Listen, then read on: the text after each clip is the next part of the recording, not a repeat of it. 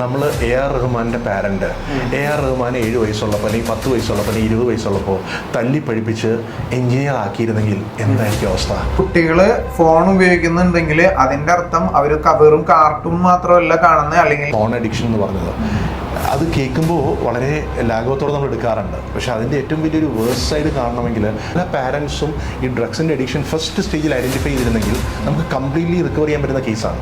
ഒരാൾക്ക് സംഭവിക്കുന്ന ഏറ്റവും വലിയ മരണം എന്താ അറിയാമോ? പോസ്റ്റ് കോവിഡ് കുട്ടികൾ വളരെയധികം സോഷ്യലി റിക്ലൂസീവാണ്. അവർക്ക് നമ്മുടെ പോലെ പഴയ ഉത്സവങ്ങൾക്ക് പോവുക, കല്യാണങ്ങൾക്ക് പോവുക, ഇതിനോടൊന്നും കുട്ടികൾക്ക് താല്പര്യമില്ല. ഇപ്പോൾ മൊബൈൽ അഡിക്ഷൻ ഉള്ളൊരു കുട്ടി വന്നാൽ നമുക്ക് അവരെ ഇത് മാറ്റിയെടുത്തിട്ട് കൺട്രോൾഡ് ആക്കാൻ പറ്റും. എൻ്റെ കുട്ടി ബാഡ് വേർഡ്സിൽ നിന്ന് പറഞ്ഞുകൊണ്ടിരിക്കുകയാണ്. ഈ കുട്ടികൾക്ക് ആൻസൈറ്റി ഡിപ്രഷൻ എന്നൊക്കെ പറയുന്നുണ്ടല്ലോ, അതിന്റെ മെയിൻ റീസൺ എന്താണ്? നമ്മൾ നമ്മുടെ മനസ്സാക്ഷിയോട് ചോദിച്ചു നോക്കുക, എത്ര പേര് നിങ്ങളുടെ മൈൻഡിന് വേണ്ടി നിങ്ങൾ എന്തെങ്കിലും ചെയ്യുന്നുണ്ടോ എന്നുള്ളത്. Hello guys, hello. ഒരു വളരെ പ്രധാനപ്പെട്ട കാര്യം നിങ്ങളായിട്ട് ഡിസ്കസ് ചെയ്യാനാണ് ഞങ്ങൾ വന്നത്. ഞങ്ങളുടെ ഒരു കസിൻ്റെ ഒരു കുട്ടി, ആ കൊച്ചിന് ഒരുപാട് പ്രോബ്ലംസ്, അതായത് കുഞ്ഞു ചെറുപ്പത്തിലെ തന്നെ സ്വഭാവത്തിനുള്ള കുറെ ഇഷ്യൂസ്, വീട്ടിൽ കുറെ വയലന്റ് ആയിട്ട് ബിഹേവ് ചെയ്യുക, ഹൈപ്പർ ആവുക, പാരന്റ്സിനെ പിടിച്ച് തല്ലുക, അങ്ങനെ കുറെ ഇഷ്യൂസ് ഉള്ള ഒരു കുട്ടി. ആ കൊച്ചിന്റെ ബുദ്ധിമുട്ടുകൾ എങ്ങനെ സോൾവ് ചെയ്യാന്ന് ഞങ്ങൾക്ക് ആർക്കും അറിയില്ല. അവരുടെ മാതാപിതാക്കൾക്ക് അറിയില്ല, നമുക്കും അറിയില്ല. ഇപ്പൊ നിങ്ങളുടെ വീട്ടിലും ഇങ്ങനെയുള്ള കുട്ടികൾ ഉണ്ടാവാം. പിന്നെ എൻ്റെ മോനായാലും 4.5 വയസ്സായിട്ടുള്ളൂ. അപ്പോൾ അവന്റെ ലൈക്ക് ഭാവി എന്താണ്, അവനിപ്പോൾ പെരുമാറിക്കൊണ്ടിരിക്കുന്ന അതിൻ്റെ ബേസിൽ അവൻ്റെ ഭാവി എന്താവും എന്നൊക്കെ നമുക്ക് ടെൻഷൻ ഉണ്ടായി. ഏത് വഴിയിലൂടെ അവനെ കൊണ്ടുപോകണം, അവന് ബിസിനസ്സാണോ ഇഷ്ടം, അല്ലെങ്കിൽ ഹാർട്ടാണോ, അല്ലെങ്കിൽ ജോലിയാണോ ചെയ്യാനാണോ ബെസ്റ്റ്, അവൻ്റെ കരിയർ എന്തായിരിക്കണം എന്നൊക്കെ നമുക്ക് ഒരുപാട് ടെൻഷൻസ് ഉണ്ട്. അപ്പോൾ അതൊക്കെ നമുക്ക് ഇപ്പോഴേ കണ്ടെത്തിയിട്ട് കറക്റ്റ് വേയിൽ നമുക്ക് കൊണ്ടുപോകാൻ പറ്റുന്ന ഒരു ടെക്നോളജി ഉണ്ട് അപ്പോൾ ഞങ്ങൾ ഇന്ന് വന്നിട്ടുള്ളത്. ഞങ്ങൾ ഇതിനെക്കുറിച്ച് എവിടെയാണ് ഇതിനൊരു സൊല്യൂഷൻ എന്ന് സെർച്ച് ചെയ്തപ്പോൾ ഞങ്ങൾക്ക് കിട്ടിയ ഒരു സ്ഥലമാണ് ഇവിടെ നമ്മുടെ എറണാകുളത്ത് നിർവാണ ലൈഫ് പാത്ത് എന്നൊരു മെന്റൽ വെൽനസ് ഹബ്ബ്. കുട്ടികൾക്ക് മാത്രമല്ല മുതിർന്നവർക്ക് വരെ ഇത് ചെയ്യാന്ന് പറയുന്നത്. അപ്പൊ നമുക്ക് എന്തായാലും ഇതിന്റെ കൂടുതൽ നമുക്ക് അവരോട് തന്നെ ചോദിച്ചറിയാം. വീഡിയോ മുഴുവനും കാണുക. നിങ്ങളെ ഞെട്ടിക്കുന്ന കാര്യങ്ങളായിരിക്കും എന്തായാലും ഈ വീഡിയോയിൽ നിങ്ങൾക്ക് അറിയാൻ പോകുന്നത്. സോ നമുക്ക് വീഡിയോയിലേക്ക് പോകാം. നമുക്ക് അവിടുത്തെ സ്പെഷ്യലിസ്റ്റുകളെ നമുക്ക് കാണാം, സംസാരിക്കാം.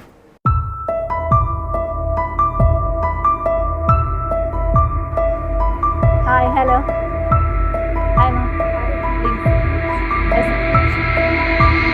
ഞങ്ങൾ മെയിനായിട്ട് നിങ്ങളെ കുറിച്ച് അറിയുന്നത് ഫേസ്ബുക്കിൽ നിന്നാണ്. പിന്നെ കുറെ ഇൻസ്റ്റാ വീഡിയോസ്, യൂട്യൂബ് വീഡിയോസ് എന്നൊക്കെ ഞങ്ങൾ മെയിനായിട്ട് നിങ്ങളെ കുറിച്ച് അറിയുന്നത്. മെയിനായിട്ട് അത് ചോദിക്കാൻ കാരണം, ഞാനത് അന്വേഷിച്ചപ്പോൾ കണ്ടെത്താൻ കാരണം, ഒന്ന് എൻ്റെ കസിൻ്റെ കുട്ടി ലൈക്ക് അവൾക്ക് ഭയങ്കര ഹൈപ്പറാണ്, ഒരുപാട് പ്രോബ്ലംസ് ഉണ്ട്, വെറുതെ വീട്ടുകാരൊക്കെ പിടിച്ച് തല്ല, ഫുൾ ടൈം ഫോണിൽ അഡിക്റ്റ് ആയിട്ടിരിക്കുക, എന്താ ബിഹേവ് ചെയ്യണേ നമുക്ക് മനസ്സിലാവണില്ല, എന്തുകൊണ്ടാണ് അങ്ങനെ ചെയ്യണേന്ന് കൺട്രോൾ ചെയ്യാൻ പറ്റില്ല. മെയിൻ കാര്യം അതാണ്. നമ്മൾ തല്ലി ചെയ്താൽ പോലും അതിങ്ങനെ കൂടുകയാണ് ആളുടെ ഒരു ഇഷ്യൂ.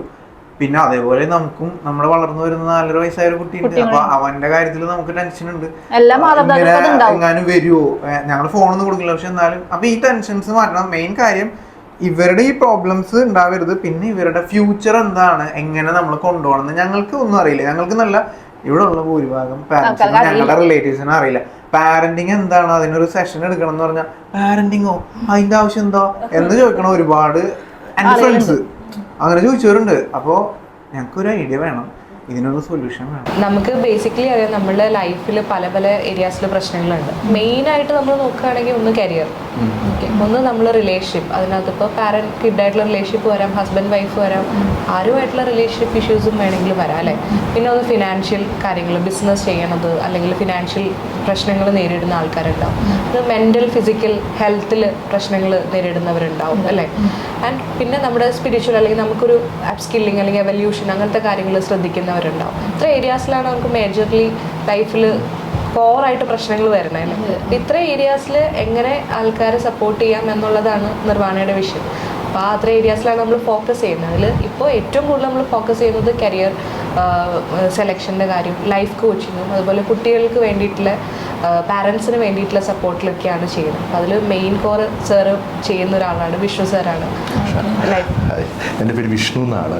ശരിക്കും പറഞ്ഞാൽ ചോദിച്ചത് ഒരു വളരെ ജെന്യുവൻ ആയിട്ടുള്ളൊരു ക്വസ്റ്റൻ ആണ്. നിങ്ങൾ വളരെ നാച്ചുറൽ ആയിട്ടാണ് ചോദിച്ചത്. അപ്പോൾ അതിലെനിക്ക് ഏറ്റവും ഇഷ്ടപ്പെട്ട 2 കാര്യങ്ങൾ, പല പാരൻസിനും ഇതിനെക്കുറിച്ച് യാതൊരു ധാരണയില്ല എന്നൊരു കമൻറ്റാണ്.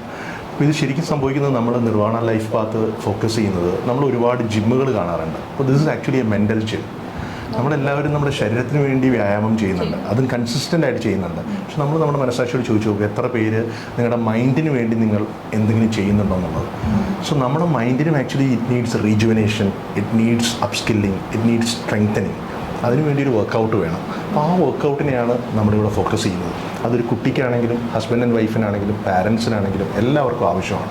സോ അതിന് ഒരുപാട് ടൂൾസ് ഇന്ന് ആവശ്യം നമുക്കുണ്ട്. Actually there are lot of tools.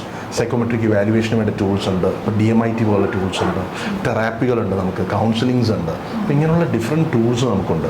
ഒരു കുട്ടിയുടെ സ്ട്രെങ്ത്സ് എന്താണ്, വീക്ക്നെസ് എന്താണ്, ഇമോഷണൽ സ്റ്റേറ്റ് എന്താണ്, അതിൻ്റെ കണക്ഷൻസ് എങ്ങനെയാണ്, ഇതൊക്കെ പിൻ പോയിൻ്റ് ചെയ്ത് ഐഡൻറ്റിഫൈ ചെയ്യാനും അതിനെ എങ്ങനെ നമുക്ക് നറിഷ് ചെയ്യാം, എങ്ങനെ അതിനെ ബെസ്റ്റ് പൊട്ടൻഷ്യലിലേക്ക് എത്തിക്കാം, അതിന് വേണ്ട പ്രോപ്പർ ഗൈഡൻസ് എന്താണ്, അതിന് വേണ്ട പ്രോപ്പർ സ്റ്റെപ്സ് എന്താണ്, ഇതെല്ലാം ചെയ്യാനായിട്ട് നമുക്ക് ഈ ടൂൾസ് യൂസ് ചെയ്യാൻ പറ്റും.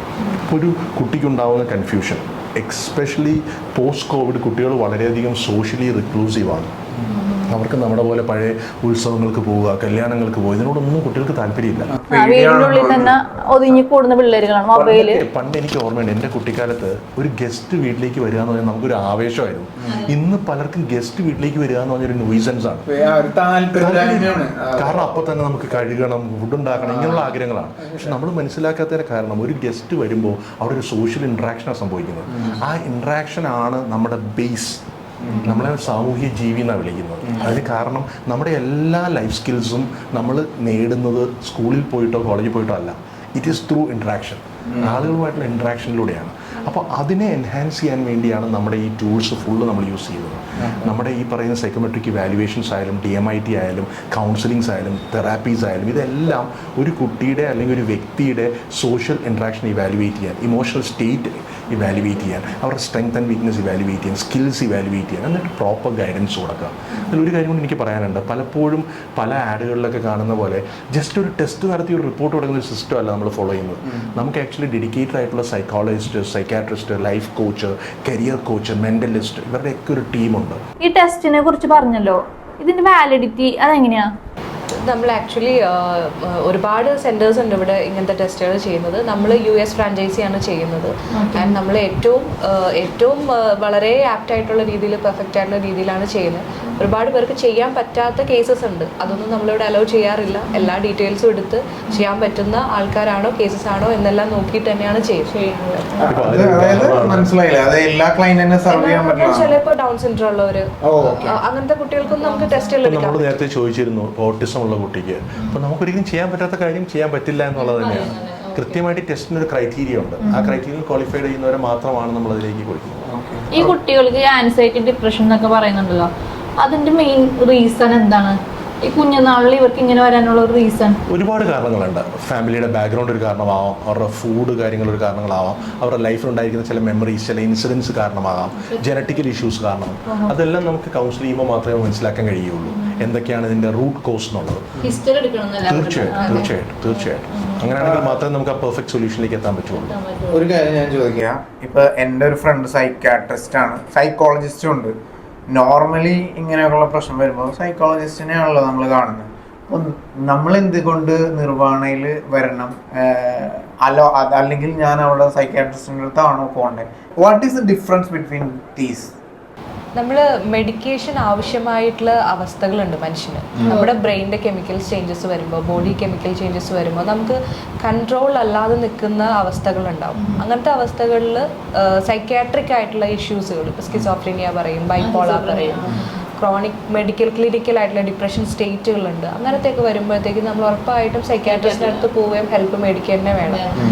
ദിസ് ഈസ് ലൈക്ക് സൈക്യാട്രിക് അല്ലാത്ത അവസ്ഥകളിൽ നിൽക്കുമ്പോഴും അതുപോലെ സൈക്യാട്രിക് മെഡിക്കേഷൻ്റെ കൂടെ തന്നെ പാരലലി കൊണ്ടുപോകാൻ പറ്റുന്നതുമായിട്ടുള്ള കാര്യങ്ങളാണ് സൈക്കോളജിസ്റ്റ് അല്ലെങ്കിൽ നമ്മളുടെ പോലത്തെ ഇനീഷ്യൽ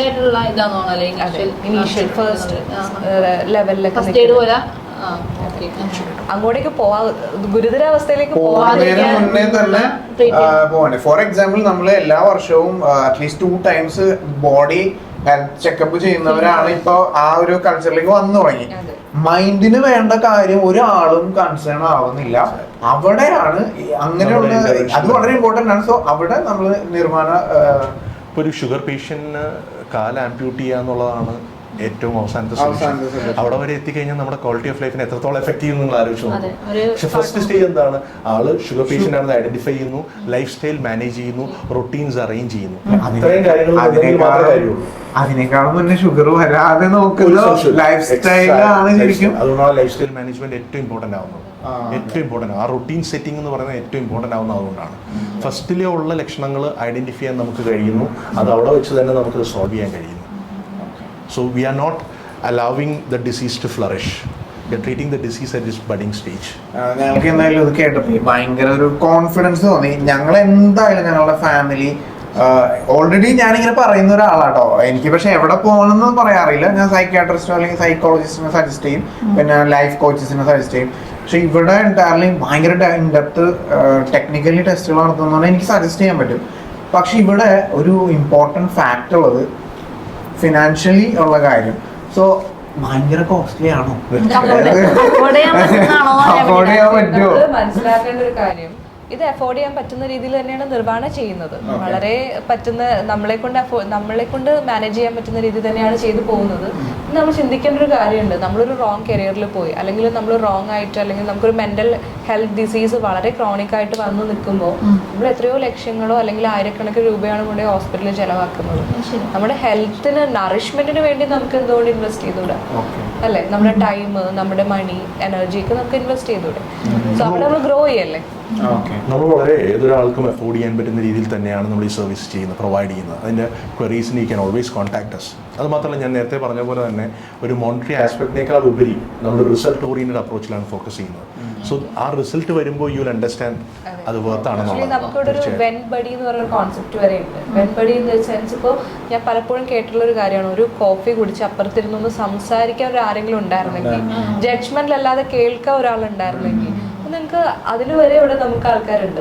സപ്പോർട്ട് ചെയ്ത് സംസാരിക്കണം, ഒന്ന് ഓപ്പൺ അപ്പ് ചെയ്യണം. കൗൺസിലിംഗ് തെറാപ്പി ഒന്നും വേണ്ട, ജസ്റ്റ് ഒന്ന് സംസാരിക്കണം. So you can take A buddy as A ഒരു വെന്റ് ആയിട്ട് നമുക്ക് എടുക്കാം, എൻഡിങ്ങിന് വേണ്ടിയിട്ട് ഒരാളെ നമുക്ക് എടുക്കാം. അങ്ങനെ വരെ നമ്മൾ ഇവിടെ ഓപ്ഷൻസ് കൊടുക്കുന്നുണ്ട്. കാരണം പ്യൂർലി ഇന്ന് എല്ലാവരും ബിസിയാണ്, ആർക്കും സമയമില്ലെന്നാണ് പറയുന്നത്. പക്ഷെ നമുക്ക് ഇഷ്ടംപോലെ സമയമുണ്ട്. നമ്മളെപ്പോഴും നമ്മുടെ ക്ലയന്റിനോട് പറയുന്നത് we are always available for U.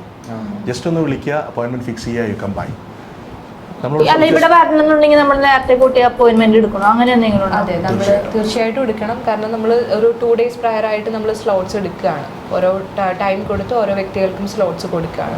നമുക്ക് ഇവിടെ മാത്രമല്ല കേട്ടോ, ഡയറക്റ്റ് വരണമെന്നില്ല, നമുക്ക് ഓൺലൈൻ ആയിട്ടും എടുക്കാവുന്നതാണ്. നമുക്ക് ഒരുപാട് വിദേശത്തുള്ള ക്ലയൻസ് ഉണ്ട്. നമുക്ക് മിഡിൽ ഈസ്റ്റിൽ, യൂറോപ്പിലൊക്കെ ഒരുപാട് ക്ലയൻസ് നമുക്കുണ്ട്. സ്റ്റുഡൻസ് ആണെങ്കിലും പ്രൊഫഷണൽസ് ആണെങ്കിലും പാരന്റ്സ് ആണെങ്കിലും ഒരുപാട് ക്ലയൻസ് ഉണ്ട്. So through online we can do it. ഈ ഓൺലൈനാന്ന് പറഞ്ഞല്ലോ, ഇതും 1 മണിക്കൂർ നീണ്ടു പോണ ക്ലാസ്സോ സെക്ഷനോ അങ്ങനെ എന്തെങ്കിലും ആയിരിക്കും? ഇത് 3-4 മണിക്കൂർ വരെ വരാം, depending upon the cases. But minimum 1 hour. Minimum 1 hour you have to spend. അപ്പോൾ നിങ്ങൾക്ക് ഈ ടെസ്റ്റ് ഒക്കെ ചെയ്യാൻ ലാബ് അങ്ങനെ എന്തെങ്കിലും ഉണ്ടോ? ലാബല്ല, ഇത് സോഫ്റ്റ്വെയർ ത്രൂ ആണ് ചെയ്യുന്നത്. 2 ടൈപ്പ് ടെസ്റ്റാണ്. ഒന്ന് സൈക്കോമെട്രിക് ആണ്, അത് ചോയ്സസ് ഓഫ് ക്വസ്റ്റ്യൻസ് വെച്ചിട്ടാണ് നമ്മൾ ചെയ്യുന്നത്. അതും സോഫ്റ്റ്വെയർ ത്രൂ ആണ് നമ്മൾ ചെയ്യുന്നത്. രണ്ടാമത് വരുന്നത് DMIT ആണ്. DMIT എന്ന് പറഞ്ഞാൽ നമ്മുടെ ഫിംഗർ പ്രിൻറ്റ്സും ബ്രെയിൻ ലോബ്സും തമ്മിലുള്ള കണക്ഷൻ ഉണ്ട്. ആ കണക്ഷൻസ് വെച്ചിട്ട് ഒരു കുട്ടിയുടെ ഏതൊക്കെ ലോബ്സ് ആണ് ഏറ്റവും കൂടുതലായിട്ട് വർക്ക് ചെയ്യുന്നത്. അപ്പോൾ ആ ഓരോ ലോബിനും അതിൻ്റേതായിട്ടുള്ള ഫങ്ഷനിങ്സ് ഉണ്ട്. ചില ലോബുകൾ നമുക്കിപ്പോൾ മാനേജറിയൽ, ഓർഗനൈസേഷൻ അങ്ങനത്തെ കപ്പാസിറ്റി കൂടുതൽ തരുന്ന ലോബുകളുണ്ട്. അപ്പോൾ അതിൽ ഏതൊക്കെയാണ് കൂടുതൽ വർക്ക് ചെയ്യുന്നത്? ഒരു 77 pages റിപ്പോർട്ടാണ്. സൈക്കോമെട്രിക് ഒരു 12 pages റിപ്പോർട്ടാണ്. ആ രീതിയിലാണ് അത് വർക്ക് ചെയ്യുന്നത്.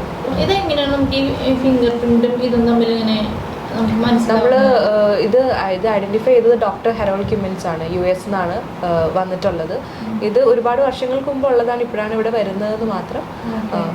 നമ്മുടെ പ്രഗ്നൻസി ടൈമിൽ 13th വീക്കിലാണ് പ്രഗ്നൻസിയിൽ ബ്രെയിൻ ഡെവലപ്പ് ചെയ്യുന്നത്. അതിൻ്റെ പാരലലി ഫോം ചെയ്യുന്ന ഒന്നാണ് നമ്മുടെ ഫിംഗർ പ്രിൻറ്റ്സ് എന്ന് പറയുന്നത്. ഇപ്പോൾ ബ്രെയിൻ ലോബ്സും ഫിംഗർ പ്രിൻറ്റ്സും തമ്മിൽ ഡയറക്റ്റ് കണക്ഷൻ ഉണ്ട്. അതെങ്ങനെ ഐഡൻറ്റിഫൈ ചെയ്തു എന്ന് വെച്ച് കഴിഞ്ഞാൽ, ചില കുട്ടികൾ ബ്രെയിൻ കംപ്ലീറ്റ്ലി ഡെവലപ്ഡ് അല്ലാതെ ജനിച്ച കുട്ടികൾ, ചില ലോബുകൾ ഇല്ലാതെ ജനിച്ച കുട്ടികൾ, അവരിൽ ഈ ഫിംഗർ പ്രിൻറ്റ്സിൻ്റെ ആബ്സെൻസ് ഉണ്ടായിരുന്നു. അങ്ങനെയാണ് ഈ ഡെർമറ്റോഗ്ലിഫിക്സ് എന്ന് പറയുന്ന ഈ ഒരു ഫീൽഡിലെ എക്സ്പാൻഷൻ നടക്കുന്നത്. ഇപ്പോഴും സ്റ്റഡീസ് നടന്നുകൊണ്ടേ ഇരിക്കുകയാണ്. ഒരു എവർ ഇവോൾവിംഗ് ആയിട്ടുള്ളൊരു ഫീൽഡാണ്.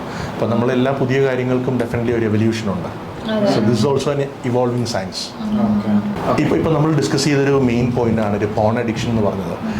അത് കേൾക്കുമ്പോൾ വളരെ ലാഘവത്തോടെ നമ്മൾ എടുക്കാറുണ്ട്. പക്ഷേ അതിൻ്റെ ഏറ്റവും വലിയൊരു വേഴ്സ് സൈഡ് കാണണമെങ്കിൽ നമ്മൾ ഫാമിലി കൗൺസിലിങ്ങിന് വരുമ്പോൾ lot of relations R broken up because of it. അവരുടെ ദൈനംദിന ജീവിതത്തിൽ ഹെൽത്തി റിലേഷൻഷിപ്പ് മെയിൻറ്റെയിൻ ചെയ്യാൻ പറ്റാത്തതിനൊരു പ്രധാന കാരണം ചെറുപ്രായങ്ങളിൽ ഇവർ തുടങ്ങിയ ഈ അഡിക്ഷനാണ്. കാരണം ഈ റിയാലിറ്റിയും ഫാൻറ്റസിയും തമ്മിൽ യാതൊരു ബന്ധമില്ലാതെ വരുമ്പോൾ എൻ്റെ റിസൾട്ട് കാണുമ്പോൾ അവർ സാറ്റിസ്ഫൈഡ് ആവുന്നില്ല. ഇതൊക്കെ ചെറുപ്പത്തിലേ തുടങ്ങിയ അഡിക്ഷൻ്റെ ഒരു അൾട്ടിമേറ്റ് റിസൾട്ടാണ്. അവിടെയാണ് ഞങ്ങൾ പാരൻസിനോട് എപ്പോഴും പറയുക, പാരൻസ് ഇങ്ങനെയുള്ള ഏത് ചെറിയ സിംറ്റംസ് ആണെങ്കിലും അല്ലെങ്കിൽ ചെറിയ അവരുടെ ഡെയിലി റുട്ടീൻസിലുള്ള ബിഹേവിയറൽ ചേഞ്ചസ് ഉണ്ടെങ്കിലും അത് ഒബ്സർവ് ചെയ്ത് കഴിഞ്ഞാൽ പ്ലീസ് കൺസൾട്ട്. അത് ഞങ്ങളുടെ അടുത്താവണമെന്നില്ല, it can be with any qualified personals, any professionals, you can seek the help. അപ്പോൾ ഒരു ഹെൽപ്പ് സീക്ക് ചെയ്യുന്നതിൽ നമ്മൾ നാണം വിചാരിക്കേണ്ടതോ അല്ലെങ്കിൽ ഒരു കുറവ് വിചാരിക്കേണ്ട ആവശ്യമില്ല. അത് എന്തിനു വേണ്ടിയാണെന്ന് വെച്ച് കഴിഞ്ഞാൽ ഒരു ബെറ്റർ ഫ്യൂച്ചറിന് വേണ്ടിയാണ്. കാരണം ഒരു കുട്ടിയുടെ ഭാവി എന്ന് പറയുന്നത് ഒരു സമൂഹത്തിൻ്റെയും ഒരു രാജ്യത്തിൻ്റെയും ഭാവിയോടാണ്. അപ്പോൾ ആ ഒരു വ്യക്തിയെ ഡെവലപ്പ് ചെയ്ത് അതിൻ്റെ ഫുൾ പൊട്ടൻഷ്യലേക്ക് എത്തിക്കുക എന്നുള്ളത് നമ്മുടെ എല്ലാവരുടെയും ഉത്തരവാദിത്തമാണ്. അതുകൊണ്ടാണ് ഇങ്ങനെയുള്ള എല്ലാ അഡിക്ഷൻസും, ഇപ്പോൾ ഡ്രഗ്സിൻ്റെ അഡിക്ഷൻസ് നമുക്കറിയാവുന്നതാണ്. പല പാരൻസും ഈ ഡ്രഗ്സിൻ്റെ അഡിക്ഷൻ ഫസ്റ്റ് സ്റ്റേജിൽ ഐഡൻറ്റിഫൈ ചെയ്തിരുന്നെങ്കിൽ നമുക്ക് കംപ്ലീറ്റ്ലി റിക്കവർ ചെയ്യാൻ പറ്റുന്ന കേസാണ്. പക്ഷേ അൺഫോർച്ചുനേറ്റ്ലി ഇത് സെക്കൻഡ് അല്ലെങ്കിൽ തേർഡ് സ്റ്റേജിലാണ് ഐഡൻറ്റിഫൈ ചെയ്യുന്നത്. അപ്പോൾ ശരിക്കും പറഞ്ഞാൽ മെഡിക്കേഷൻസ് വേണ്ടി വരുന്നു, അല്ലെങ്കിൽ റീഹാബുകൾ വേണ്ടി വരുന്നു. അപ്പോൾ ഒരു അഗ്രസീവ് സൈക്കാട്രിക്കായി മാറുകയാണ്. അപ്പോൾ ഒരു അഗ്രസീവ് സ്റ്റേജിലേക്ക് പോവുകയാണ്. മെഡിക്കേഷൻ വേണ്ടി വരുമ്പോ ഇവിടെ നമുക്ക് പ്രിഫർ ചെയ്യണം അല്ലേ, റെഫർ ചെയ്യാം. നമ്മുടെ കയ്യിൽ നിൽക്കുന്ന ഒരു കാര്യമല്ല, it's gone to the next stage. അപ്പോൾ നമ്മളതിൻ്റെ മെഡിക്കൽ ടീമിലേക്ക് റെഫർ ചെയ്യുകയാണ് ചെയ്യുക. നമുക്ക് അങ്ങനെ ഒരുപാട് കേസുകൾ വരാറുണ്ട്. പക്ഷേ ഇതിൻ്റെയൊക്കെ സിംറ്റംസ് ശരിക്കും അവരിതിന് എത്രയോ മുമ്പ് കാണിച്ചു തുടങ്ങിയിട്ടുണ്ട്. ബട്ട് അൺഫോർച്ചുനേറ്റ്ലി ഒന്നില്ലെങ്കിൽ പാരൻസ് ശ്രദ്ധിച്ചിട്ടില്ല, അല്ലെങ്കിൽ ശ്രദ്ധിച്ചപ്പോൾ അത് ലാഘവത്തോടെ എടുത്തു. അപ്പം നമ്മുടെ ഈ സെഷൻസിൻ്റെ ഏറ്റവും വലിയ പവർ അവിടെയാണ്. ആ പാരൻസിനോട് നമ്മൾ കൃത്യമായിട്ട് പറഞ്ഞു കൊടുക്കും. അപ്പൊ അതായത് കുട്ടികള് ഫോൺ ഉപയോഗിക്കുന്നുണ്ടെങ്കിൽ അതിന്റെ അർത്ഥം അവര് വെറും കാർട്ടൂൺ മാത്രമല്ല കാണുന്നത്, അല്ലെങ്കിൽ പാട്ടും ഡാൻസും മാത്രമല്ല കാണുന്നത്, അവര് വളരെ ഡേഞ്ചറസ് ആയിട്ടുള്ള പോൺ റിലേറ്റഡ് പോലെയുള്ള കാര്യങ്ങളിൽ പോയി പെട്ടുന്നുണ്ടെന്ന് മനസ്സിലാക്കാം. അതിനുള്ള പോസിബിലിറ്റി ഉണ്ട്. നമ്മൾ ഫോണെന്ന് പറയുന്നത് ശരിക്കും പറഞ്ഞാൽ ഒരു ഇരുതല മൂർച്ചയുള്ള വാള് പോലെയാണ്. അത് വളരെ യൂസ്ഫുള്ളും ആണ്, നമുക്ക് അവോയ്ഡ് ചെയ്യാൻ പറ്റുന്നതല്ല. അറ്റ് ദ സെയിം ടൈം അത് യൂസ് ചെയ്യുന്നത് വൈസ്ലി ആയിരിക്കണം. ഇത് ഫോൺ മാത്രമല്ല കേട്ടോ, ഇപ്പോൾ ഗെയിമിൻ്റെ അഡിക്ഷൻ നമ്മൾ കുട്ടികളിൽ നിങ്ങൾ വിചാരിക്കുന്നതിനേക്കാൾ പവർഫുള്ളാണ്. അഗ്രസീവ് നേച്ചർ ഭയങ്കരമായിട്ട് കൂടിയിട്ടുണ്ട് കുട്ടികൾ ഈ ഗെയിംസ് കാരണം. കുട്ടികൾക്ക് മൊബൈലിന്റെ ആവശ്യമില്ല. എപ്പോഴും ഞാൻ പറയുന്നൊരു കാര്യമുണ്ട്, മൊബൈൽ ആവശ്യമാണ്, കുട്ടികൾ ആവശ്യമാണ്. കാരണം എന്ത് തിന്മയെയും നമ്മൾ മനസ്സിലാക്കിയിട്ട് ത്യജിക്കുകയാണ് വേണ്ടത്, അല്ല പ്രൊഹിബിഷൻ അല്ല സൊല്യൂഷൻ. എന്ത് സാധനം നമ്മൾ പ്രൊഹിബിറ്റ് ചെയ്താലും അതിനോടുള്ള ആസക്തി കൂടുകയുള്ളൂ. പക്ഷെ അതിൻ്റെ തിന്മയും നന്മയും നമ്മൾ മനസ്സിലാക്കി കൊടുത്ത് ആ കറക്റ്റ് പ്രൊസീഡിങ്സ് അവർക്ക് മനസ്സിലാക്കി they should take the decision. ഇതെനിക്ക് ആവശ്യമില്ല, അല്ലെങ്കിൽ ഇത്ര നേരം എനിക്ക് ആവശ്യമുള്ളൂ. അതാണ് ഒരു ശാശ്വത പരിഹാരം. നമ്മളതാണ് ചെയ്യുന്നത്. പ്രൊഹിബിഷൻ അല്ലെങ്കിൽ ഒരു ഫോൺ ലോക്ക് ചെയ്ത് വെക്കുക, അതെല്ലാം അവരെ കൂടുതൽ അഗ്രസീവ് ആക്കുകയുള്ളൂ. അപ്പൊ നമുക്ക് ഇവിടെ ഇപ്പൊ മൊബൈൽ അഡിക്ഷൻ ഉള്ള ഒരു കുട്ടി വന്നാല് നമുക്ക് അവരെ ഇത് മാറ്റിയെടുത്തിട്ട് കൺട്രോൾ ആക്കാൻ പറ്റും with the help of parents. 100% we can give this. Parents ആണല്ലോ കൊടുത്ത് ശീലിപ്പിക്കുന്നത്. പാരന്റ്സ് അതില് ഒരു കാര്യം എന്താ വെച്ചാല് നമ്മൾ ഉൾപ്പെടെയുള്ള എല്ലാ പാരന്റ്സിന്റെ ഒരു കോമൺ ബിലീഫ് ഉണ്ട്, എന്റെ കുട്ടിക്ക് ഇതൊന്നും വരില്ല, അല്ലെങ്കിൽ എന്റെ മകൻ ഇത് ചെയ്യില്ല, എന്റെ മകൾ ഇങ്ങനെ പോവില്ല. നമ്മുടെ മക്കളെ നമ്മുടെ ഒരു നെഗറ്റീവേഷനും ഇല്ലാത്ത ഒരു രൂപ കൂടി വെക്കാൻ പറ്റുന്ന ആളായിട്ടാണ് കാണുന്നത്. അത് മാത്രമല്ല, ഇങ്ങനെ ഒരു പ്രശ്നം ഉണ്ടെന്ന് പുറത്ത് പറയാനോ ഷെയർ ചെയ്യാനോ ആഗ്രഹിക്കാത്ത ഒരു കാര്യമായതുകൊണ്ടാണ്. കാരണം അത് അവരുടെ തന്നെ ഐഡന്റിറ്റി എവിടേക്കോ ബാധിക്കുകയാണല്ലോ. അത് മാത്രമല്ല, ഇങ്ങനെയുള്ള പല കുഴപ്പങ്ങളും കുട്ടികളുടെ കോൺഫിഡൻസിനെ എഫക്ട് ചെയ്യാണ്. ആ കുട്ടി എന്തോരം പൊട്ടൻഷ്യലേക്ക് എത്തേണ്ടതാണ്, ആ എത്തേണ്ടതിന് മുഴുവൻ തടസ്സമായി നിൽക്കുന്നത് ചിലപ്പോൾ ഇങ്ങനെയുള്ള 1-2 ബിഹേവിയറൽ ഇഷ്യൂസ് ആയിരിക്കും. അത് ഒരു സിമ്പിൾ എക്സാമ്പിളാണ്. നേരത്തെ പറഞ്ഞു ഈ ബാഡ് വേർഡ്സ് ഉപയോഗിക്കുക. അപ്പോൾ എനിക്കറിയാവുന്ന ഒരുപാട് എക്സാമ്പിൾസ് ഉണ്ട്. ബാഡ് വേർഡ്സ് ഉപയോഗിക്കുമ്പോൾ പാരൻസ് ഇൻ്റർവീൻ ചെയ്യാത്തത്. ഇപ്പോൾ പാരൻസ് ആ ഇടപെടാതിരിക്കുമ്പോൾ കുട്ടിക്ക് കിട്ടുന്നൊരു കോൺഫിഡൻസ് ഇത് സാധാരണമാണ്. ഞാൻ സിമ്പിളായിട്ട് ഒരു എക്സാമ്പിൾ വെച്ചോട്ടെ. ഇപ്പോൾ എൻ്റെ കുട്ടി ബാഡ് വേർഡ്സ് നിന്ന് പറഞ്ഞുകൊണ്ടിരിക്കുകയാണ്. അവിടെ എൻ്റെ ആക്ഷൻ എന്തായിരിക്കണം? ഞാൻ അങ്ങനെ പറയരുത്, അങ്ങനെ പറയുന്നോ, അതോ പറഞ്ഞ് മനസ്സിലാക്കി കൊടുത്തോണ്ടിരിക്കണം, അതോ നമ്മളിപ്പോ ഇങ്ങനെ പെട്ടെന്ന് വടിയിട്ടാണ് ഇങ്ങനെ അടിക്കൊക്കെ ചെയ്യുമല്ലോ ചിലവര്, അങ്ങനെ ചെയ്യണതാണോ, ഇങ്ങനെ പറഞ്ഞു കൊടുക്കണതാണോ? ഒരു സംശയമില്ല. ഒരാൾ ബാഡ് വേർഡ്സ് ഉപയോഗിച്ചാൽ അവിടെ ഇന്റർവീൻ ചെയ്യുക, ബാഡ് വേർഡും ഗുഡ് വേർഡും എന്താണെന്ന് മനസ്സിലാക്കുക, ഒരാളെ ഹേർട്ട് ചെയ്യാതിരിക്കേണ്ട ആവശ്യകത, കമ്മ്യൂണിക്കേഷനിൽ ഒരാളെ ഹേർട്ട് ചെയ്യാണ്ടിരിക്കേണ്ടതിന്റെ ആവശ്യകത ആ കുട്ടിയെ വ്യക്തമായിട്ട് മനസ്സിലാക്കി കൊടുക്കുക. അതിനേക്കാൾ important we should walk the talk. നമ്മൾ നമ്മുടെ ജീവിതത്തിൽ സംസാരിക്കുമ്പോഴും ഇതുപോലുള്ള അഗ്രസീവ് വേർഡ്സ് കുട്ടികളുടെ മുമ്പിൽ ഉപയോഗിക്കാതിരിക്കും.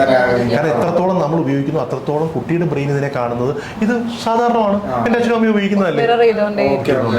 ഇതിലെന്താ വെച്ചാൽ നമ്മള് നോ പറയും, പലപ്പോഴും പാരന്റ്സ് നോ പറയും, പക്ഷെ നോ വിത്ത് റീസൺ, അതാണ് അവിടെ വർക്ക് ചെയ്യുള്ളൂ.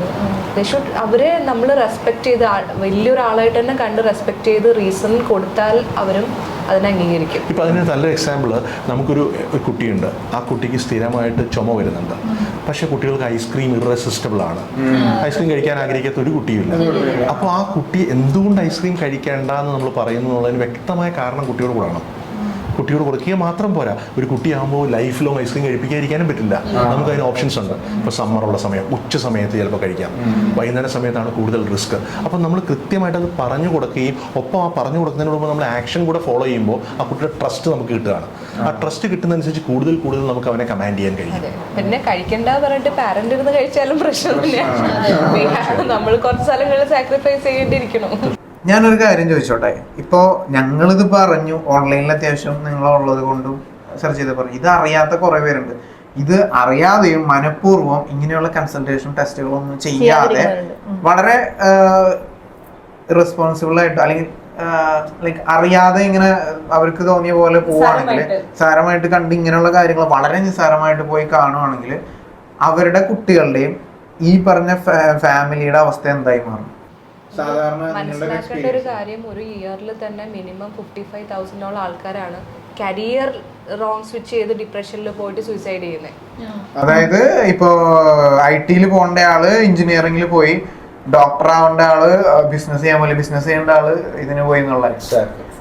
ഫോർ എക്സാമ്പിൾ എൻ്റെ ഒരു കസിൻ ഉണ്ട്, ആള് ഡോക്ടറാണ്, പക്ഷെ ബൈ നേച്ചർ അയാള് ആർട്ടിസ്റ്റ് ആവാൻ ആഗ്രഹിക്കുന്ന ആളാണ്. ഇപ്പൊ അയാളുടെ ഫാമിലി ലൈഫ് തകർന്നിരിക്കുകയാണ്, എൻറ്റയർലി ലൈക്ക് ഡിസാസ്റ്റർ ആയി നിൽക്കുക. അപ്പോൾ അതായിരിക്കും കാരണം. ഒരു കാര്യം ആലോചിച്ചാൽ മതി, നമ്മൾ AR റഹ്മാൻ്റെ പാരന്റ് AR റഹ്മാൻ 7 വയസ്സുള്ളപ്പോൾ അല്ലെങ്കിൽ 10 വയസ്സുള്ളപ്പോൾ അല്ലെങ്കിൽ 20 വയസ്സുള്ളപ്പോൾ തല്ലി പഠിപ്പിച്ച് എഞ്ചിനീയർ ആക്കിയിരുന്നെങ്കിൽ എന്തായിരിക്കും അവസ്ഥ? നിങ്ങൾക്ക് ആർക്കെങ്കിലും AR റഹ്മാനെ ഒരു എഞ്ചിനീയർ ആയിട്ട് സങ്കല്പിക്കാൻ പറ്റുമോ? അല്ലെങ്കിൽ അബ്ദുൽ കലാമിൻ്റെ പാരന്റ്, ഞാൻ ആർട്ടിസ്റ്റ് ആയതുകൊണ്ട് എൻ്റെ മാനിച്ച് മുടിക്ക് നീട്ടമൊക്കെ ഉണ്ട്, അവനും എന്നെ പോലെ ഒരു പോപ്പ് സിംഗർ ആവണം എന്ന് പറഞ്ഞ് അബ്ദുൽ കലാം സാറിനെ പോപ്പ് സിംഗിങ് പഠിപ്പിക്കാൻ പോയിട്ട് ഒരു പോപ്പ് സിംഗർ ആക്കിയിരുന്നെങ്കിൽ എന്താ സംഭവിക്കുക? This is exactly what is answer to that.